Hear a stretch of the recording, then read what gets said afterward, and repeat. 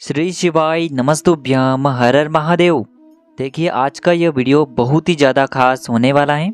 देखिए यदि आपके घर में आए दिन कोई न कोई व्यक्ति हमेशा बीमार रहता है, बार बार आपको दवाइयाँ लानी पड़ती हैं और दवाइयों में बहुत ही अधिक पैसा खर्च हो रहा है, साथ ही साथ आपके घर में बहुत ही ज़्यादा ग्रह क्लेश होता है, आपके घर में कोई भी व्यक्ति एक दूसरे से ढंग से बात नहीं करता है, यानी कि बार बार किसी न किसी बात को लेकर लड़ाई झगड़े होते रहते हैं, या फिर यदि आपके जीवन में दुर्भाग्य बहुत ही अधिक रहता है, यानी कि आप कोई भी कार्य प्रारंभ करना चाहते हैं लेकिन वह सफल नहीं हो पा रहा है, यानी कि यदि आप अपने व्यापार में सफलता प्राप्त करना चाहते हैं, नौकरी में सफलता प्राप्त करना चाहते हैं, तो आपको यह उपाय करने चाहिए। देखिए दोस्तों, आज के इस पूरे वीडियो में हम आपको 3 चमत्कारी उपाय बताने वाले हैं। यह तीनों ही उपाय पूज्य गुरुदेव पंडित प्रदीप जी मिश्रा की कथा को सुनकर के और समझ करके ही आपको समझाने का पूरा प्रयास करेंगे। लेकिन उससे पहले वीडियो को लाइक करें, चैनल को सब्सक्राइब करें और कमेंट में श्री शिवाय नमस्तुभ्यम या फिर ओम नमः शिवाय जरूर लिखें। चलिए दोस्तों, जानते हैं गुरुजी द्वारा बताए गए पहले विशेष और चमत्कारी उपाय के बारे में। देखिए इस उपाय के लिए आपको थोड़ा सा पीला चंदन लेना होगा। पीला चंदन यदि आपको पाउडर के रूप में मिलता है तो उसे भी आप ले सकते हैं, और पीले चंदन की लकड़ी है तो उसे आपको घिस करके तैयार कर लेना है। देखिए पीला चंदन आपको कम से कम 2 चम्मच लेना होगा और इस पीले चंदन के अंदर आपको थोड़ा सा जल मिला देना है। इसी के साथ में आपको दुर्वा घास लेनी होगी। दुर्वा घास आपको बहुत ही आसानी से प्राप्त हो जाएगी किसी भी गार्डन में, तो आपको मात्र थोड़ी सी दुर्वा घास लेनी है। दुर्वा आपको मात्र 11 या तो फिर 21 ले लेनी है। इसी के साथ में आपको एक तांबे के पात्र के अंदर शुद्ध जल लेना होगा। अब देखिए इन सभी सामग्रियों को लेकर के आपको भगवान शिव के मंदिर में पहुंच जाना है। देखिए यह उपाय आप सुबह से लेकर के शाम तक किसी भी समय में कर सकते हैं। देखिए सबसे पहले तो आपको अपने सीधे हाथ में पीले चंदन को लेना है और इस पीले चंदन को आपको शिवलिंग पर, जहां माता अशोक सुंदरी का स्थान होता है, उस स्थान पर आपको इस पीले चंदन का अच्छे से लेपन कर देना है। यानी कि आपको अच्छे से इस पीले चंदन का लेपन कर देना है माता अशोक सुंदरी वाले स्थान पर। देखिए वीडियो के अंदर आपको बताने का प्रयास किया जा रहा है, इसी प्रकार से आपको माता अशोक सुंदरी वाले स्थान पर पीले चंदन का लेपन कर देना है। अब देखिए आप जो 11 दुर्वा घास लेकर के आए हैं, आपको इस दुर्वा घास को उसी पीले चंदन के ऊपर रख देना है। देखिए दुर्वा घास की जो जड़ है वह जलाधारी की तरफ रखनी है और इसकी जो पत्ती वाला भाग है वह आपको शिवलिंग की तरफ रखना है। सामने आपको दिखाया जा रहा है, इसी प्रकार से आपको समर्पित करनी है। देखिए आपको गीले और पीले चंदन के ऊपर ही इस दुर्वा घास को रख देना है। अब देखिए आप जो 1 लोटा जल लेकर के आए हैं, इसी के साथ में आपको एक खाली पात्र लेकर भी जाना है। तो सबसे पहले तो जो खाली पात्र है उसे आपको जलाधारी के वहाँ पर रख देना है। देखिए वीडियो में आपको एक एक क्रिया बहुत ही अच्छे से समझाने का प्रयास किया जा रहा है। अब देखिए ये जो 1 लोटा जल है, इसे आपको भगवान शिव की शिवलिंग पर धीरे धीरे अर्पित कर देना है। जो भी महादेव, जिस भी महादेव की आपकी श्रद्धा है, उन महादेव का आपको स्मरण करना है। यदि रोग मुक्ति के लिए कर रहे हैं तो कुंदकेश्वर महादेव का स्मरण करना है, या फिर आप चंद्रमौली महादेव का स्मरण कर सकते हैं। अगर गुरु ग्रह को मजबूत करना है तो बृहस्पतिश्वर महादेव का स्मरण कर लेना, यानी कि आपको किसी भी महादेव का मन में स्मरण कर लेना है। तो देखिए ये जो 1 लोटा जल है, विशेषकर हम गुरुवार के दिन समर्पित कर रहे हैं तो आपको बृहस्पतिश्वर महादेव का स्मरण करना है।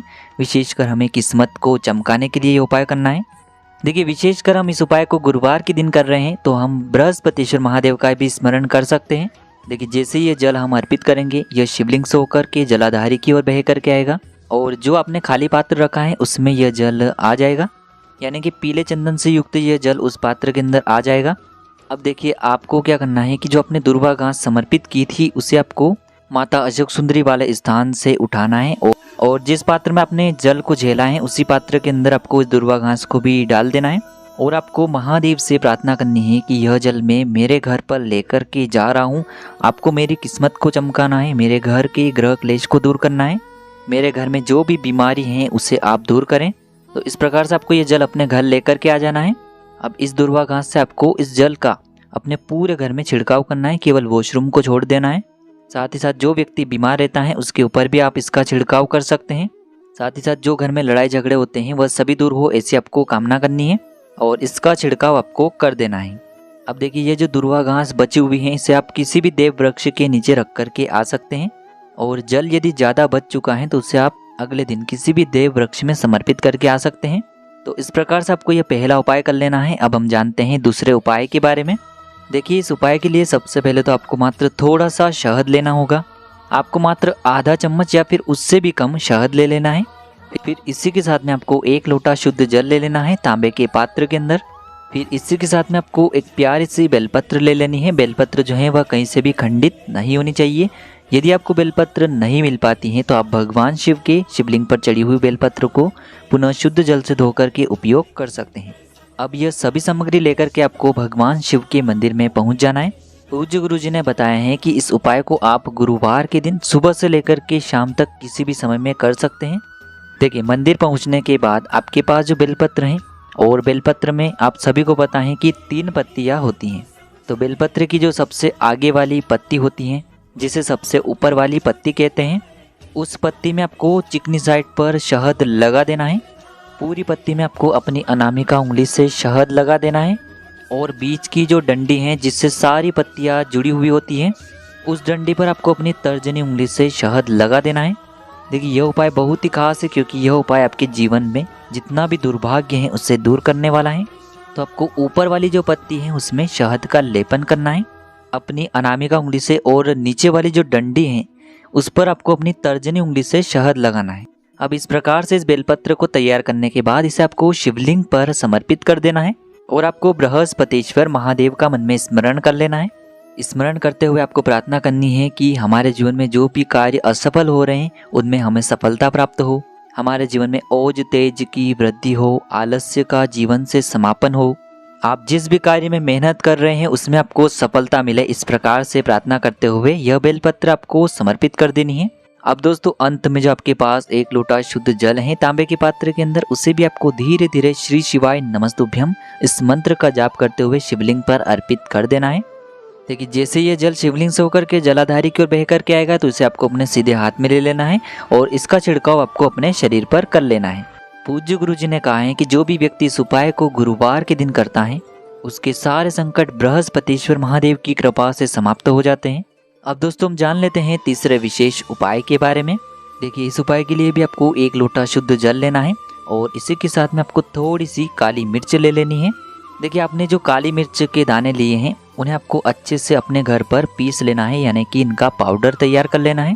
अब देखिए, आपने जो ये काली मिर्च का पाउडर तैयार किया है इसे आपको उसी पात्र के अंदर डाल देना है। अब देखिए, इस 1 लोटे जल को सीधे लेकर के आपको पहुंचना है बेलपत्र के वृक्ष के वहां पर। देखिए, पूज्य गुरुजी अपनी प्रत्येक कथा में कहते हैं कि बेलपत्र का वृक्ष माता पार्वती के अश्रुओं से उत्पन्न हुआ है, और यदि इस वृक्ष के नीचे हम कोई भी उपाय करते हैं तो इससे भगवान शिव हमसे बहुत ही शीघ्रता से प्रसन्न होते हैं और हमारी सारी मनोकामनाएं बहुत ही जल्द परिपूर्ण करते हैं। अब देखिए, आपके पास जो 1 लोटा जल है उसमें से आधा लोटा जल आपको बेलपत्र के वृक्ष के नीचे धीरे धीरे समर्पित कर देना है और लगातार आपको माता पार्वती का स्मरण करते जाना है। उनका स्मरण करते हुए आपके जीवन में जो भी संकट चल रहे हैं, जो भी समस्याएं चल रही हैं, जो भी जीवन में कठिनाइयां चल रही हैं, उनको दूर करने के लिए आपको माता रानी से प्रार्थना कर लेनी है और धीरे धीरे आपको आधा लोटा जल वहीं पर समर्पित कर देना है। अब देखिए, जो आधा लोटा जल और बचा हुआ है उसे आपको भगवान शिव के मंदिर में लेकर के पहुंच जाना है, यानी कि आपके घर के आसपास जो भी शिवलिंग है वहां पर इस पात्र को लेकर के पहुंच जाना है और बचा हुआ आधा लोटा जल आपको धीरे धीरे शिवलिंग पर अर्पित कर देना है और लगातार आपको शिव महापुराण के मूल मंत्र श्री शिवाय नमस्तुभ्यम इस मंत्र का जाप करते रहना है। पूज्य गुरुजी ने कहा है कि जल आपको बिल्कुल धीरे धीरे समर्पित करना है। गुरुजी ने कहा है कि यह शिव और शक्ति वाला उपाय है। इस उपाय से हमें भगवान शिव और माता पार्वती दोनों की ही कृपा प्राप्त होती है। देखिए, यह उपाय आपको सूर्यास्त से पहले ही करना होगा। सूर्यास्त के बाद आपको इस उपाय को नहीं करना है और विशेषकर गुरुवार के दिन ही आपको इस उपाय को करना है। गुरुवार के दिन जो भी व्यक्ति इस उपाय को करता है उसके जीवन में धन धान्य की वृद्धि तो होती ही है, और अगर उसके गुप्त शत्रु भी हैं जो उसे नुकसान पहुंचाना चाह रहे हैं तो उनका भी क्षय होता है। तो दोस्तों, इस प्रकार से आज के इस वीडियो में हमने आपको गुरुवार के दिन किए जाने वाले 3 चमत्कारी उपाय बताए हैं। जो भी आपके लिए उचित हैं उसे आप कर सकते हैं। श्री शिवाय नमस्तुभ्यम। हर हर महादेव।